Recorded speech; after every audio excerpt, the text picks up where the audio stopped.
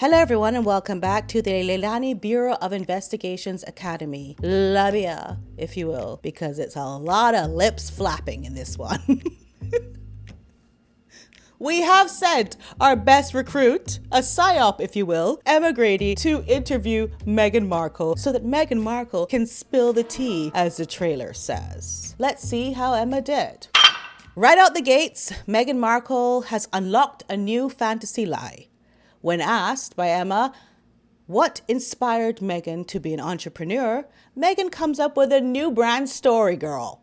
Well, it was her grandfather, in this case, on her maternal side. The fact that Meghan can fix her mouth to say the word grandfather, knowing what she did to her children's grandfathers, Thomas Markle Sr. and King Charles, is crazy. Anyway, she says that her grandfather on her maternal side had an antique shop, and she worked in that. Because remember, Meghan Markle has broken all the child labor laws that have ever existed in the United States. She has worked her way from she was, born, basically. But another thing she says is that her mother, Doria, also was a designer of dresses and sewed those dresses and sold them in, Meghan can't quite remember, but it was a market or a stand or some kind of thing like that. Meghan also was a designer, and she made scrunchies and sewed them and sold them for $1 a piece. This is her background in entrepreneurship. Shit. Why is Meghan talking all these new things? Well, it's because, let's talk about Emma for a minute. Emma is a fashion designer. And this is why the chameleon Meghan had to retool her history to suit and relate to Emma. Help me! So if I can just interject here with a little bit of history about Emma. Emma went to the London College of Fashion, which is right next to the BBC building. My dear friends of the BBC. Hello. She also secured internships at places like Gucci. However, in order to pursue her career, she withdrew from school before completing her degree, noting that it was the right decision for me. To cut a long story short, she is the co-founder of Kim Kardashian's brand Skims, which by the way has just partnered with Nike Girl, and then also with Khloe Kardashian's business Good American. Emma was also on several episodes of Shark Tank where she helped other would-be entrepreneurs to get that bag.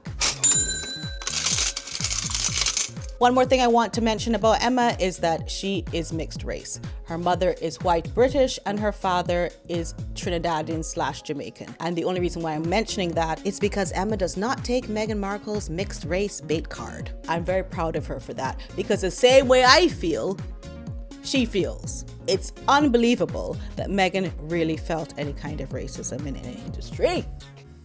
But we'll get to that in a bit. Let's get into this interview. Emma confronts Meghan about how easy it must have been to start as ever with the partnerships that she had, i.e. Netflix, and the capital injection must have been very easy for her, unlike the common woman on the street. Meghan kind of skirts around that issue, but obviously in the forefront of her mind is that Prince Harry is her husband, because she's like, my husband. And a lot of dumb analogies about Meghan's need for control, because although she got all these opportunities, she has to control everything.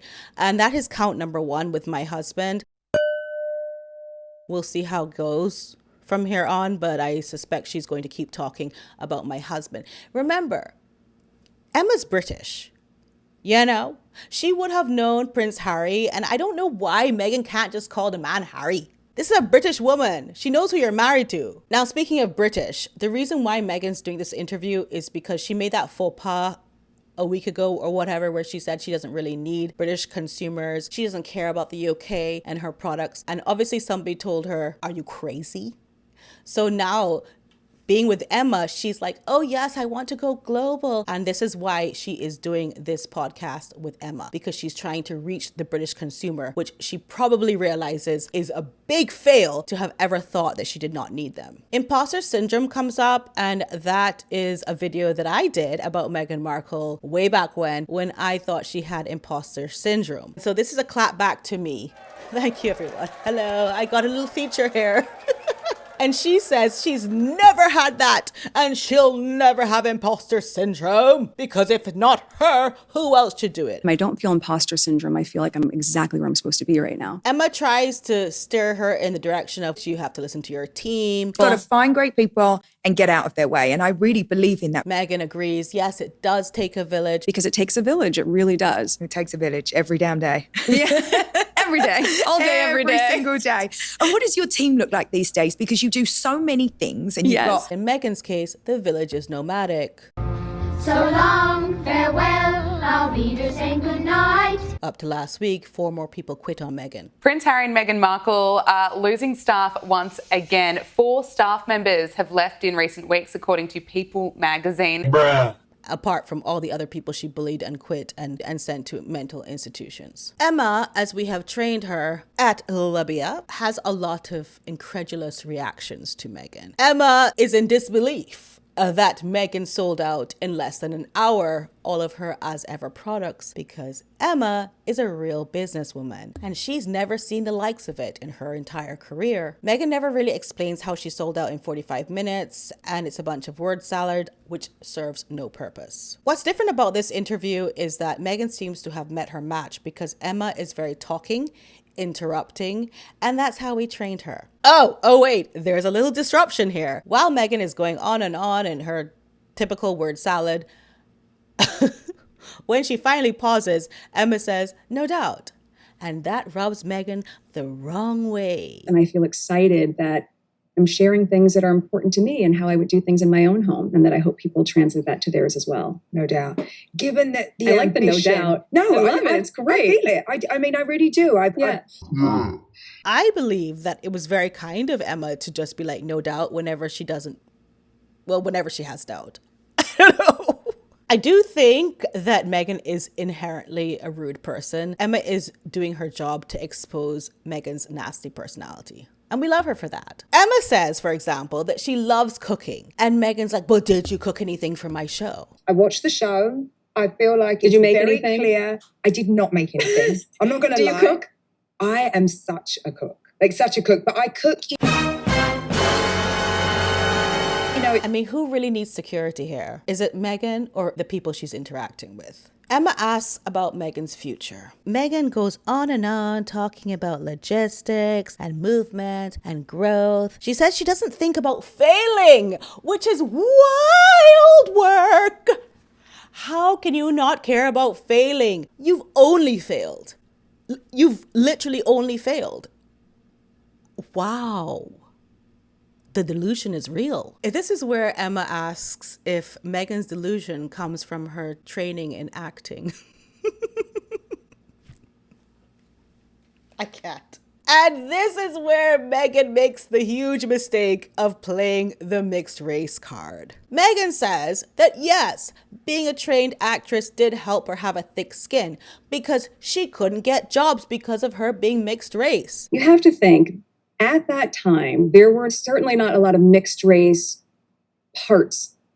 Really? No. Really? No, there weren't a lot of... If I was going in for... No. But really, Meghan? And Meghan realizes, because she's very quick with the lying, she knows how to like lie and then re-lie. She realizes that Emma's not buying it. And so she quickly pivots into, well, I was the type that fit all categories, all races, all women, all everything. So still feel sorry for me because it wasn't that I got one no, I got all the no's. No, there weren't a lot of... If I was going in for an audition, it was either... You have to remember, this was a very different time than it is now. I wonder, how old is Halle Berry? Was Halle Berry acting at the time when Meghan was auditioning? Methinks yes. It was Girl Next Door. That was typically blonde-haired, blue-eyed, and a certain look. But because I'm half white, I would also be submitted for those roles. And then if it was a character that had any sort of ethnicity, there was always a bit of a edge to those characters, but I'd be submitted for those roles. And I also, to a lot of people in casting, they thought I was Latina. So I share that because, and I've shared this before, it was a numbers game. If I'm only up for 10 parts, that could be 10 no's. But if I'm up for 30 parts, because I can fit into so many different rooms, that could be 30 no's. That is a lot to chip away at your self-esteem. That is really hard. To be fair, at the end of the day, Meghan was not a good actress, and that's why she got a lot of no's. She had more connections than a lot of people who try to make it as an actress in Hollywood. So all the no's she got was just because she wasn't good. Speaking of acting, Emma says... Now, I have appreciated what Emma's doing. She's trying to make Meghan talk about things that she would actually be comfortable talking about before she gets into the more difficult topics. Emma says to Meghan, do you miss acting? And hear what Meghan has to say about that. I realized how much I had missed my crew. I love being around a crew. Yeah, A real creative, a real actress who believes in their craft would say, I miss that creativity. I miss my craft. My crew's watching it. I missed you guys. I wish I could have said bye. do you miss them? You must do. Oh, yeah. Who texted Meghan and said, you gotta come to the Golden Globes, Meghan Markle? We don't have her number. Yeah! That's a good one. We just don't. So Remember that quote? Here we come to the exact reason why anyone clicked on this video. Because Meghan said she was going to spill the tea. Emma feels like she's warmed her up enough to finally drop the question. I wonder if you could rewrite your public narrative from scratch. Is there anything that you would do differently? Meghan's like, Yes, I would ask people to tell the truth. Dummy. Yeah. Emma even says, I'm a hothead. That must be her Caribbean side, girl. I know what you do. I know what you do. I do it too. That she would have to come out and talk and say her side of the story, Emma is saying. Meghan's like, what sign are you? Like, deflecting so hard. And Emma's like, well, I'm a Virgo, but who cares? And the whole point is, how are you not doing that? And Meghan starts talking about how also in acting, she learned how to pivot. She learned how to set boundaries. She learned how to avoid, Literally, Meghan, this was your moment. This was what the whole trailer of the podcast was about. Spilling tea, coming out with the truth. Why is she such a coward? She couldn't even talk about the moon bump. She couldn't talk about the birth certificate them. She couldn't talk about the getting married 3 days before them. Nothing. Like, that was her chance. So Meghan decides to tell this other big lie about how she just got back on social media in January. And she doesn't know anything about anything what's going on with the filming of videos and this and that. And she's just learning everything. We all know that she's been on social media. She's been watching everything. Why even bother to say that? What she is very proud of, though, is her baby mama dance drama. That's right. She still hasn't got the memo. She loves that she did that. Did you see my baby mama dance? I mean, stop it. First of all, can I just tell you the timing of that?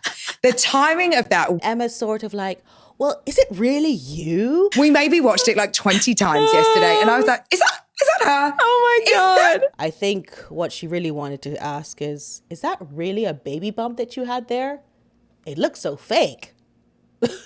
Meghan then doubles down on everything we've been saying, that video was not filmed 4 years ago when Lilibet was in utero. But also, by the way, that wasn't yesterday. No, that was 4 years ago. Why would she say that? She watches everything that we put out. After that clapback, our labia recruit, PSYOP, gives Meghan the biggest layup of all time. She asks Meghan how it feels to have everything sell out that she wears. Wild, but And Meghan goes on and on about how wearing her clothing was her only voice because you see the royal family wouldn't let her have a voice. By wearing these clothes, this is the way of speaking out. Those days have come and gone, but Meghan lives down in the past. We get another my husband moment. And Meghan touches her nose and her face as if to show some kind of anxiety whenever she talks about her husband. And she's all blah, blah, blah. My husband, my brand, my business, my office. She says, my husband again, that's count 3. Emma tries to make the distinction between investing and building a business. Emma is trying to explain to Meghan that it's two different things. But Meghan seems intent on conflating the two things because Meghan just steals other people's ideas. So whether it's her investing in other people's ideas or her building her own brand, to her it's all the same. You get me? A very strange thing happens at this point in the podcast because Meghan starts to diminish Emma's accomplishments. There's an aggressive undertone on Meghan's part. And it starts with Emma saying that she has a very impressive deal flow going on right now. Like I said, Skims has just been taken up by Nike. She's got all these other things going on and she's doing very well. I have like a pretty impressive deal flow at this point in my career. I bet you do. But I bet you do. Meghan also says that she's watched Emma's episode on Shark Tank. You know, and I watched your episode of Shark Tank. I love how Emma's able to go around that and wait patiently and then come back with, I did a couple seasons on Shark Tank. I'm really trying to look for those people. And I think this came from all those, a couple of seasons that I did on Shark Tank. Oh no! Now imagine, ladies and gentlemen, if somebody had done that to Meghan. Imagine if somebody had diminished Meghan's 7 seasons on Suits to an episode. So after 7 years on the series, we work with people You're for like a 7 family. years. Yeah. For 7 years. How would she have felt about that? You going to hell. Stop playing. You going to hell. You going to hell too. I think it would have been brimstone and fire for that person. A big question comes up here. Emma asks Meghan if she would do something just for the money.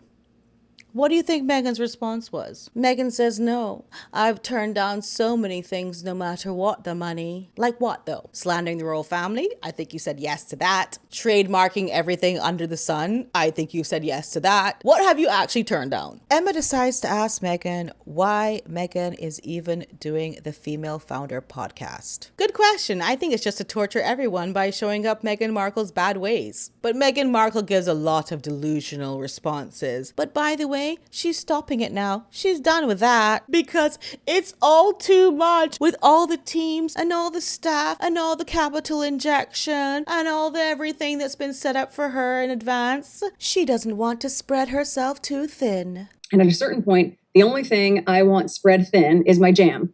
Okay? I'd argue that she likes to spread a lot of other things wide. Like her legs, allegedly for legal purposes. Excuse me. My husband comes in another time at number 4. Emma, quite frankly, out of nowhere, asks Meghan what is her relationship with money. And Meghan goes into her poor childhood story and that she was clipping coupons and she looks for sales even today. Always looking for a sale, right? In high school, college, always finding the promo code. I still go on Retail Me Not before I buy something online to see if there's a promo code, even if it's free shipping. I would translate that to say that Meghan actually just looks for freebies and she doesn't give back. Remember all the tours we've seen with her grabbing stuff? Oh, for me. Oh, for Harry. That's for me too. Meghan says that she's just not frivolous about spending money. Well, Meghan, what about if it's other people's money? Or maybe I should ask Invictus about that. Enemy spotted. I don't even know how we got here, but Meghan starts talking about how her aesthetic is classic and timeless and that she doesn't follow trends. I guess I'd have to ask Princess Diana about that because Meghan's copied her entire aesthetic.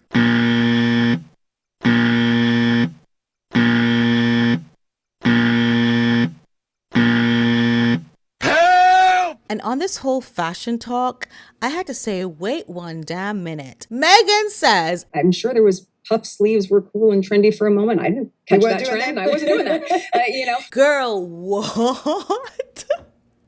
I literally made 2 videos about Meghan Markle giving this advice to the Figs founder, the Scrubs founder, telling her that she must make her scrubs into puff sleeves and that would sell really well. That was her advice. And now she's trying to say that, no, I don't even know about puff sleeves. Like, I never followed that trend. Are we going crazy? Like, what are we doing here? Emma says, what are you most proud of, Meghan, in your career? And Meghan tells the truth for the first time ever. She says, investing in herself. Hallelujah! We have some truth for once. But then it's almost like Meghan catches herself and realizes how narcissistic that sounds. So she doubles back and she says, well, I mean, investing in other women. Do it? Emma then asks her, who are your idols, Meghan? And Meghan can't come up with ne'er one person, because Meghan's actual idol is herself. And then our girl Emma just suffers through the rest of the interview with pleasantries like, thank you for coming, you're so great. And if you have suffered through this entire video, please give it a like. That really helps the algorithm. Please subscribe to the channel if you want to hear more about this. I think there's a lot more to unpack. Don't forget that tomorrow at 11 a.m. Eastern, Meghan will be dropping 3 more pots of jam. So we'll see how that works out for her. What do you think about Emma? Do you think she did a good job? Should we graduate her from the academy or not? The Leilani Bureau of Investigation Academy is now out. Love you all so much, and you know that. Bye.